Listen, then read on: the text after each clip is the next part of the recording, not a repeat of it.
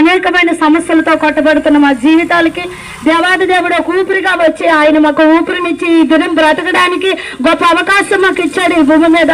దేవాది దేవుడికి ఏమి ఇచ్చినా మేము రుణం తీర్చుకోలేం. ఇదేదో మత మార్పిడి కాదండి. యేసయ్యని నమ్ముకుంటే ప్రతి సమస్య నుంచి కూడా మనం విడుదల పొందుకుంటాం. మనం అనుకుంటాం ప్రతి సమస్య, ప్రతి మనిషి చనిపోతాడు కదా, తిరిగి వస్తాడేమని. కానీ మరణం తర్వాత ప్రతి ఒక్కరికి కూడా జీవం ఉందని అది ఖచ్చితంగా ప్రతి ఒక్కరు తెలుసుకోవాలని మనవి చేస్తా ఉన్నా.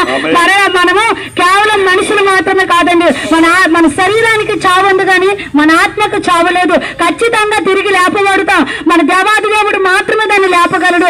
ఎందుకంటే దేవాది దేవుని ఒక వాక్యం సెలవిస్తుంది, ప్రతి పాపిని నేను రక్షిస్తాను అన్నాడు. నువ్వు ఎంతటి వ్యసనపరుడు అయినా, ఎలాంటి సమస్యలతో నువ్వు కొట్టబడి ఉన్నా, ఏ సమస్యతో నువ్వు బాధపడినా, వివాహము కాకుండా, గర్భఫలము లేకుండా, ఉద్యోగము లేకుండా అడిగితే ఇస్తానంటున్నాడు. అడుగుడి నీకు ఇవ్వబడునని దేవుని యొక్క వాక్యము